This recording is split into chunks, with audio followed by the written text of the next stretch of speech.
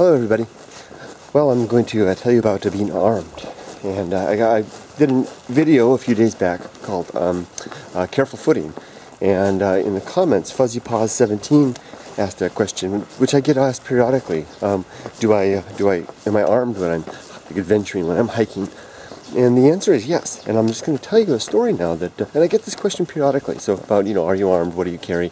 And the like. And so I'll want to tell you guys a story, probably the most frightening experience that I've ever had, in which I came close to using my weapon.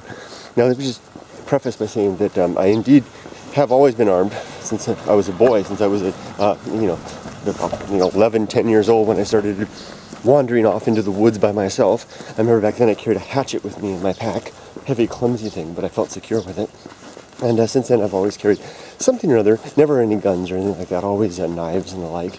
And I've never had to use one once, but I came close one time, I think. And here's the story. When I was about 17, I think it was, I was hitchhiking across one summer throughout the western United States, and I was traveling, traveling west across Idaho, and I was out in the middle of absolutely nowhere, long stretch of road. I remember it was flat. It almost reminded me of the prairie, just flat, endless flat, and just one strip of line of road going across. And I'd been coming out of a small town, had my thumb out, and a black van pulled over to pick me up. And this was just the type of black van you would expect something bad to happen in. I mean, so watch out. Sometimes those stereotypes, sometimes there's something to those stereotypes. It had no windows across the back part of the van, and just the windows up in front. It always makes you a little suspicious seeing that kind of thing. Very, very black, and looked beat up and kind of worn down. And the driver inside, he looked a little iffy too. So I mean, sometimes you should have a little caution from appearances. So but I was, back then, I was young and trusting of everyone, and it didn't worry me much at all. So I climbed in the passenger side. So I'm, it's opposite from Japan. So I'm over here on the right side, and the driver's over here on the left. And it was just the driver, and he was probably about, in his late 30s, black hair, long hair, kind of it didn't flow straight down, kind of a mass kind of flowing out, ragged-looking clothing. And in the back of the van, it was dark back there. I kind of peeked behind. I carried my pack. I always had a habit. I always carried my pack. I had this blue backpack that I used at that time that I got from Sears, and really cheapo deal, but it served me well. And I always carried it. I would always sit, as long as there was room. If I would sit in the vehicle, I would put my pack here so that the straps were facing me, and then the back of the pack was there. And so I didn't have the pack in back. And except one time later, when I was in a truck, the next year, the following year, I actually got kidnapped, and I had the pack in the back, and I managed to escape that kidnapping by grabbing the pack. There was one time I didn't have the pack in the back. Anyway, that's another story. Another bad hitchhiking experience. So anyway, here I am sitting in this van, got the backpack in my lap. This man is over here, and we head out, leaving this small little town on this stretch of road off into the distance, into the wilds, and the sun's going down. It's late afternoon. And as we drive along and leave all signs of humanity behind us, and there's not very many people on that road. It's a very, very lonesome place. We're going along and we're having our casual chit-chat, which I always enjoy with the people who give me rides. And that's usually one of the best parts of hitchhiking, is meeting and sharing with people. People open up with you when you're hitchhiking in ways that they don't do. I mean, there's something to it. For example, when you're hitchhiking, people know that, sorry for having the camera down like this. There's a high school girl behind me here, and I don't want her to think I'm filming her. I'm actually going to go up this way, a loud way, because I don't want to take any chance at that. So pardon me if you're looking at my nose.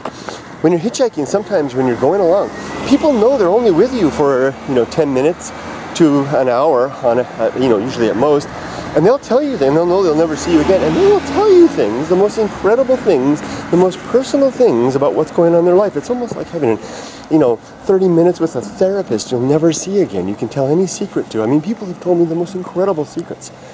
I'll save those for another story. Okay, so this guy and I are going along. He's driving along.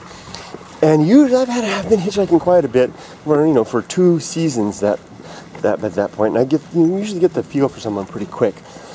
This guy was a little bit weird. there was something a little bit wrong about him, the way he was talking. And I was on my guard. Now, when I told you that I was armed, and what I did with hitchhiking was I had a knife, and I didn't want people to see my knife because I was, I didn't want to scare them. I didn't want to think that I was the nut. So what I did was I had the knife installed on the side of my pack, on the barrier thing there, kind of hidden behind a flap. You couldn't see it. And it was about yay long. I don't know if I'm doing a good job, maybe 12 inches total, including the hilt.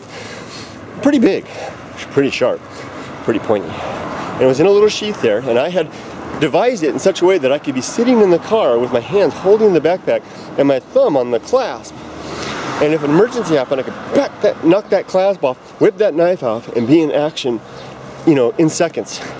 Train myself to do that. I would sit there, sometimes in the camera, be ready to go to action.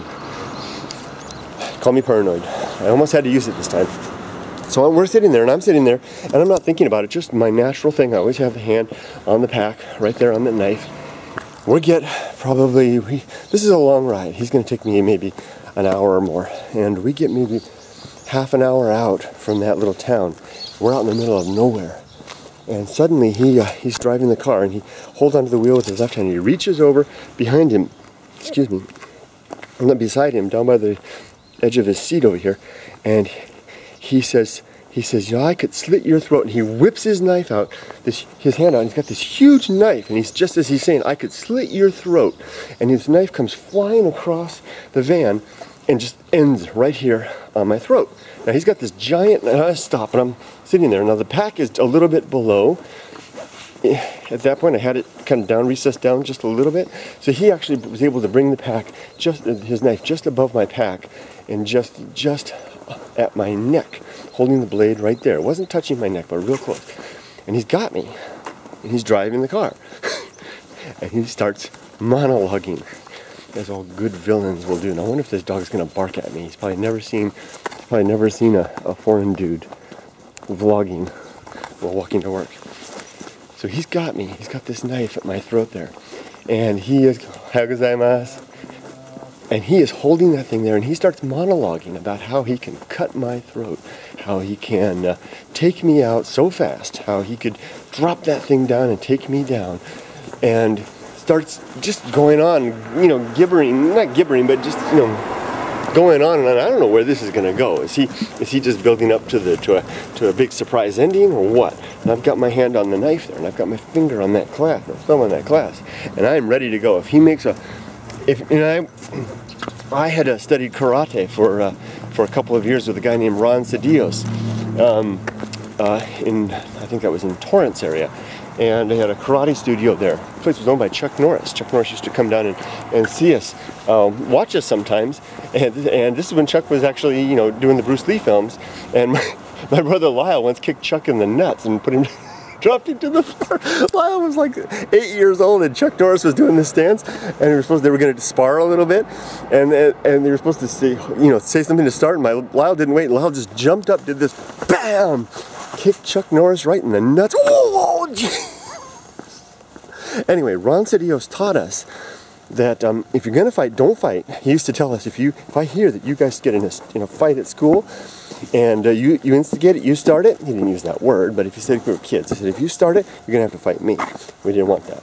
But he said, if you do get into a fight, you're fast and you finish it quick. And to illustrate that, I remember one day Chuck ran into a rapist down on Marino Del Rey in the parking lot there, and Chuck Norris finished in the process of attempting to rape a woman. And Chuck Norris, Ron Cedillos, not Chuck Norris, Ron Cedillos, get that straight. Chuck only came periodically.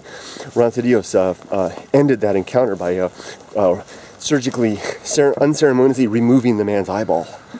That finished that. Anyway, Ron Cedillos used to always say this: if you get into an encounter, lightning fast, hard, finish it quick, and you're done. And I remember his words were in my mind. I had that knife, I handled the thing. I think I had actually toggled the thing. The clasp was open. I had it all down, man. If that guy attempted to go in for it, whoop, bam, I was gonna let him have it in the heart. And I don't know, maybe it's because I was young and ignorant, but I wasn't overly concerned. I mean, I was ready to jump into action. And I was worried, but I had this feeling that, you know, if it came to it, he was going to die. And I would have a difficult time explaining things, but that was going to be the worst of it. Anyway, so I still have got this knife at my neck, still going along, riding along. Now, before I tell you how this all ends, ZZYZX Road. If you've ever done the, if you're a fan of Billy Idol, you know Billy Idol, that guy, you know. You remember his song, you know, I can't remember what it's called, you know, stream of cars go to Las Vegas, I'm terrible Billy Idol impression. He's got that song where he's talking about the stream of cars going to Las Vegas. That's Route 15, has nothing to do with Idaho. Route 15 from LA to Las Vegas, about a 4-hour drive if you're pumping over the speed limit a little bit, and about midway point out there, past Baker, you go past Barstow, and then you go past this tiny little place called Baker. It's got the world's biggest thermometer. If you go past there, you'll run into something. You'll see on the road, it says ZZYZX Road. It's a sign. ZZYZX Road, Zizix Road. And what Zizix Road is you're going along on this nice, interstate, super, it's a highway. It's a nice highway, 2-lane highway deal to Vegas. It's the main artery from LA to Las Vegas. And you're going along, and suddenly there's this beautiful off-ramp. A really nice, full-bodied off-ramp going off thing, and you take it off, and you get off to the top, and there's a bridge that goes over the highway, and there's nothing there. You get off a ZZYZX Road, it's just a dirt road that goes off into the playa in the Mojave Desert, you know. That's ZZYZX Road. So, and I remember all the time I go around that stretch to Vegas, parents would go out to the Colorado River for a weekend. I would always see ZZYZX Road. So let's go this way.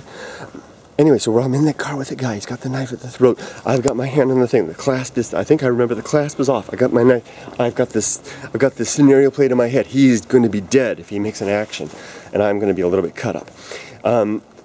Suddenly, there in the distance along this stretch in Idaho, making our way, I think we're headed towards Boise, and off in the distance somewhere, I see a sign for a road and a little off-ramp that looks, oh my gosh, did I spit on the camera? That looks just like ZZYZX Road, the road from my memories as a kid. There it is. It seems to be going off to nowhere. It's an off-ramp for some reason. And I turned to him, and I've still got my knife, and I played a long shot. I said, excuse me, that's my off-ramp.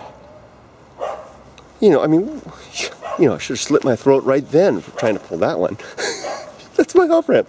Hey, you get the knife. Yes, that's where I'm getting off, right there. Yeah, that's the place. That's where I headed all along. Guess what happens?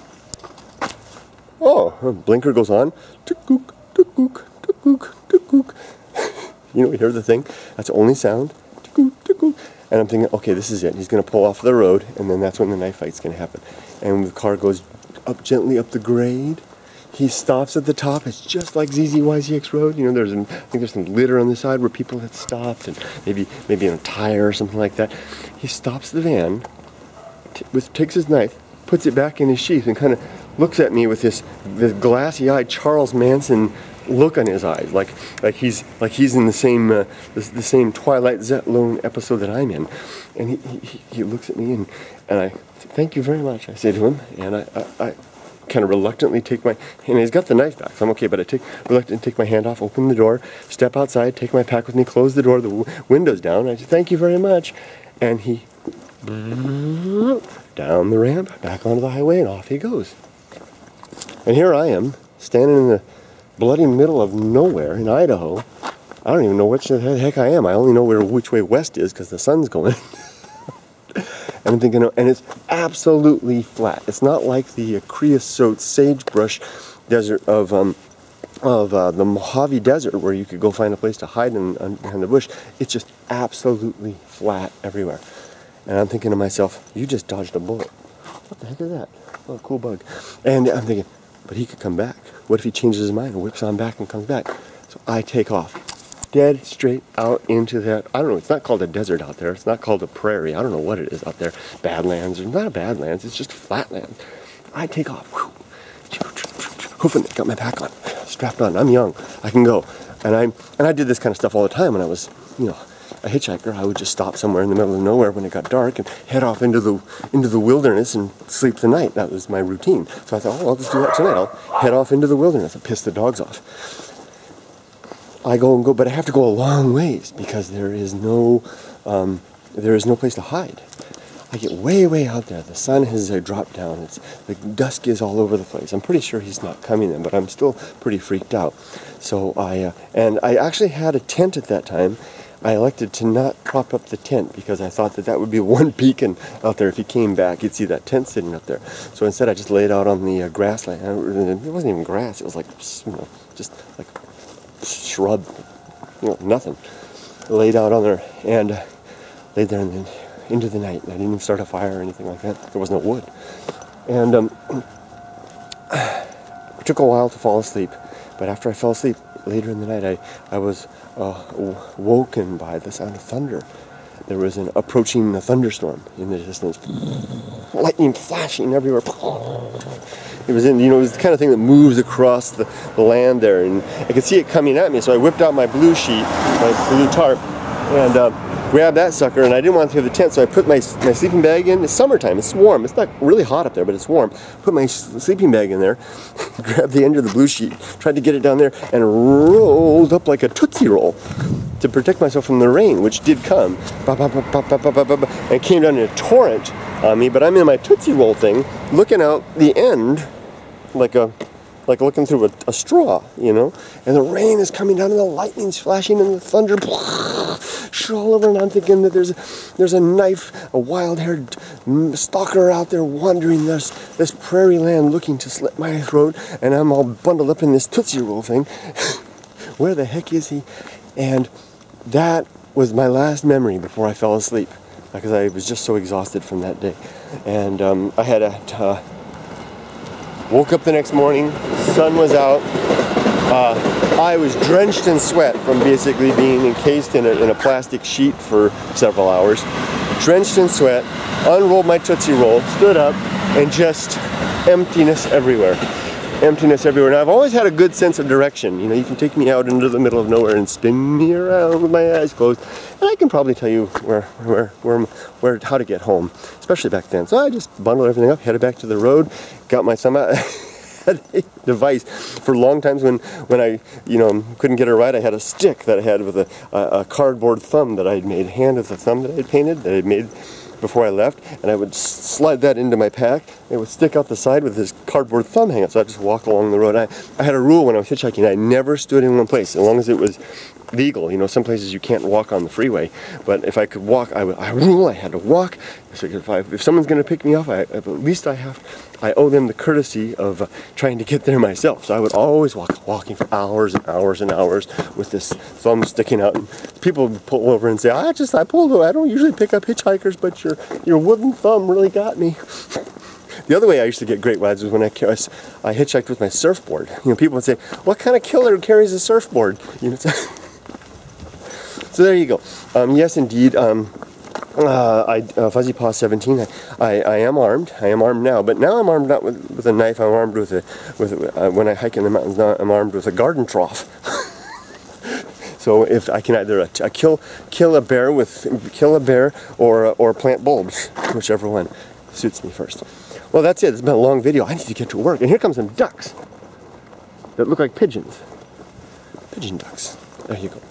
Okay, take care, everybody. Bye-bye. Have a great day, and be careful when you're out there. Never let them catch you with your pants down or your garden trough unsheathed. Bye-bye.